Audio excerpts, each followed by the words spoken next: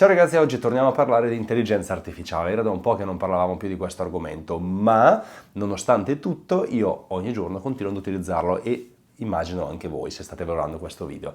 Ora, cosa vedremo nello specifico? Vedremo come lavorare con l'intelligenza artificiale all'interno delle pagine web, all'interno dei siti web. Ma in questo video non vedremo però come creare un sito web grazie all'intelligenza artificiale, perché di questo ne abbiamo già parlato all'interno di uno scorso video. Se non l'hai visto te lo lascio linkato o vattelo pure a cercare sul canale perché ne abbiamo già parlato. Ma in questo specifico contenuto vedremo invece come lavorare sul debugging. Che cosa vuol dire debugging? Come dice appunto anche il nome, bug, problema, debugging, risoluzione del problema, andiamo praticamente a lavorare su quella che è appunto la risoluzione dei problemi, alla ricerca dei problemi, degli errori in realtà, ok? Quindi perché non utilizzare l'intelligenza artificiale pure per il debugging. Cosa vuol dire? Vuol dire che all'interno di questo video vedremo come grazie a ChatGPT integrato a Visual Studio Code, il code editor che andiamo ad utilizzare, avremo la possibilità di andare a scovare tutti quelli che sono gli errori e anche in automatico di andarli a sistemare grazie all'intelligenza artificiale, grazie a ChatGPT. Quindi cosa faremo? Apriremo il nostro Visual Studio Code, scriveremo del codice, questo codice avrà degli errori volutamente e vediamo come utilizzando questa estensione di Visual Studio Code è possibile risolvere ogni problema, quindi fare debug sul codice più o meno complesso. Quindi non perdiamoci in chiacchiere e passiamo nel vivo di questo video. Perfetto, iniziamo. Allora, apriamo Visual Studio Code che se non conoscessi ti basterà sapere che è un code editor, quindi un editor per la scrittura del codice. In realtà la funzionalità di un code editor non è solo la scrittura, in quanto, come abbiamo già visto anche sul canale, si potrebbe scrivere codice anche col blocco note, ma la vera forza sta proprio nel fatto che questi programmi ti consentono di scrivere codice in maniera, chiamiamola agevolata, no? In maniera più specifica, come vedremo tra poco. E ovviamente anche di Visual Studio Code abbiamo già parlato sul canale, approfondito, visto tutti i passaggi anche più basilari, l'installazione, abbiamo visto la scrittura del codice, insomma vatteli a vedere sul canale perché ne abbiamo già parlato, quindi non vorrei dilungarmi troppo, scostarmi sull'argomento di oggi. Quindi cosa facciamo? Apriamo Visual Studio Code, creiamo un nuovo file, quindi file, nuovo file, tipologia di file, facciamo HTML, ok?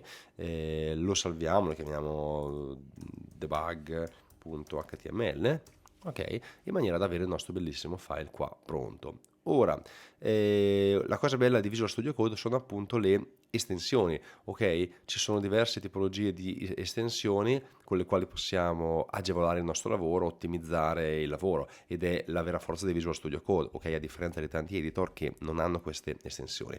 Ora non staremo qui a vederle tutte nel dettaglio, ce ne sono un'infinità, però ti basterà sapere che queste estensioni sono dei componenti aggiuntivi all'editor che permettono appunto di migliorare l'utilizzo, ok? Già io qui con il mio bellissimo editor potrei, no, facendo questa scorciatoia che è punto esclamativo invio, creare una base di documento HTML, ok? Molto semplice, molto carino, una stupidata, però abbiamo già, diciamo, questa piccola ottimizzazione. Poi in base a tutte le estensioni, Bootstrap, quello che vogliamo, riusciamo già ad avere dei modelli preconfezionati di codice che ci permettono appunto di ottimizzare il lavoro, perché poi quella è la vera differenza e il vero punto di forza.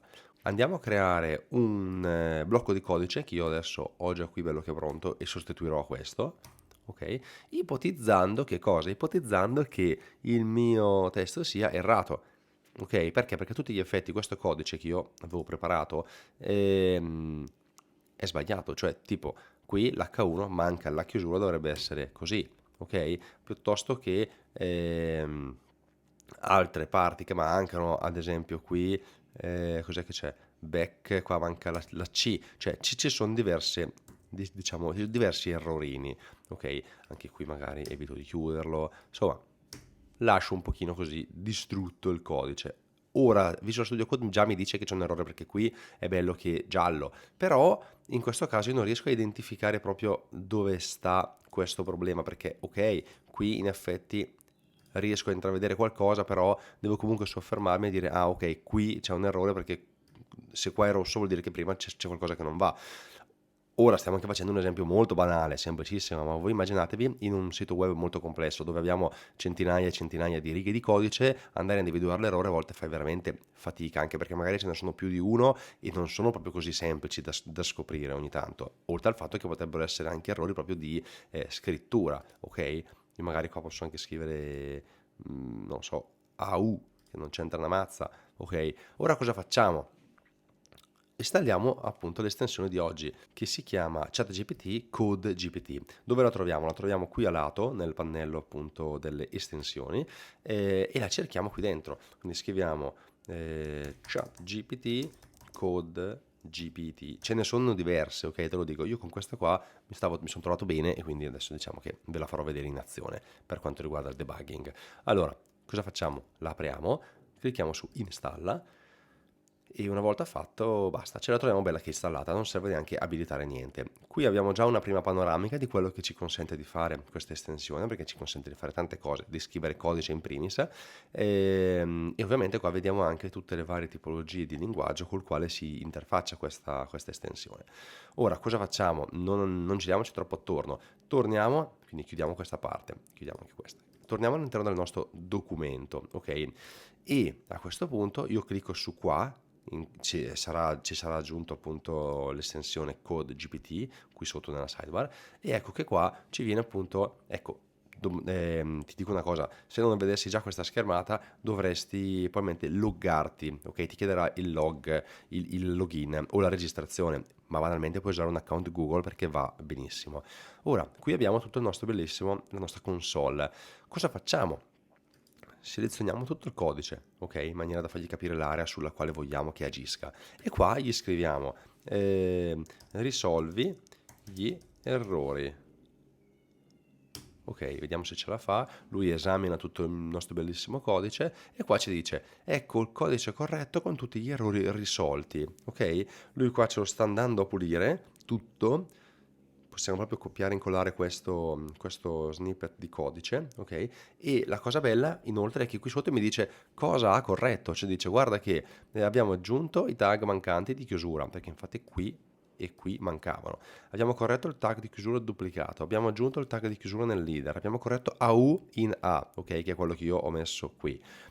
Insomma, ce l'ha corretto, tutto alla perfezione, tant'è che se io copio questo snippet e lo sostituisco a questo, ecco che tutto torna a essere perfetto, sparisce la scritta gialla e il nostro codice è bello che è sistemato. Ok, in questo appunto video abbiamo visto un esempio banale, proprio veramente una stupidata, ma perché logicamente ogni caso è a sé e ogni problema deve avere la sua soluzione ideale.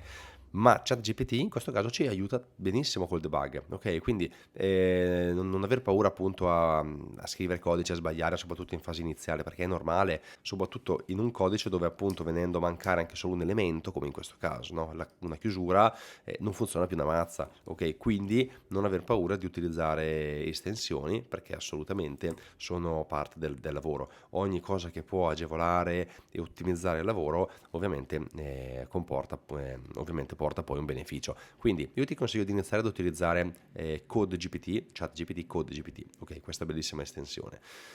Fammi sapere come ti trovi, ovviamente questa estensione qua puoi usarla anche per dire, non so, altre funzioni. Scrivi una, non so, crea in HTML e CSS, non so, una galleria fotografica, sparo, ok, stupidata, adesso qua ovviamente gliela butto giù abbastanza anche corposa, magari non basta HTML e CSS, però lui cosa fa? Me la crea, in questo caso mi va proprio a sostituire tutto, ok, perché non gli ho detto di crearmi solamente lo snippet, infatti mi ricrea tutto il documento, l'HTML, il leader e tutto quanto. Ora, io ho due possibilità in questo caso, o copiarmi solamente la porzione di testo di codice che mi interessa, o copiare tutto il contenuto, oppure andare addirittura a dire no, la struttura di pagina c'è già, voglio solo gli elementi della galleria. Ok, forse così dovrebbe capire che e quello che mi interessa non è tutta la pagina, ma è solamente questi elementi. Vediamo se ce la fa. Insomma, funziona poi esattamente come ChatGPT è, perché in effetti a tutti gli effetti è un'installazione, un'estensione proprio di quello. Ecco che infatti in questo caso lui mi va a creare che cosa? Mi va a creare solamente l'HTML della galleria che io voglio aggiungere a questo documento, ok? E dovrebbe crearmi anche il CSS. Eccolo qua. Quindi io in questo caso cosa farò? Mi vado a prendere il mio bel blocchetto di codice, lo aggiungo laddove voglio che si veda, ad esempio qui, ok? E no, aspetta, non me l'ha copiato, copia, ok, perfetto. E ovviamente poi prenderò il mio bel CSS e lo andrò ad aggiungere all'interno della mia riga di codice del CSS, ok? In maniera che io qui al mio documento ho aggiunto tutto quello che è la galleria, stile della galleria fotografica, e ho aggiunto anche quella che è la mia bellissima galleria, ok? Quindi cosa abbiamo visto in questo video? Abbiamo visto in maniera molto facile come poter integrare ChatGPT su Visual Studio Code. Se ti interessa questo argomento vai sul canale perché abbiamo parlato proprio di un video dedicato a questo, te lo linko anche in descrizione, per vedere appunto tutta la potenzialità, in gran parte della potenzialità di ChatGPT integrato al codice, integrato a Visual Studio Code, ma in questo specifico video abbiamo visto come fare debugging, quindi come scovare errori con l'intelligenza artificiale all'interno di Visual Studio Code. Spero ti sia piaciuto questo video, fammi sapere cosa ne pensi, scrivimelo nei commenti e lascia un bel like per supportare il canale. Ovviamente noi, come al solito, ci vediamo alla prossima. Ciao ciao!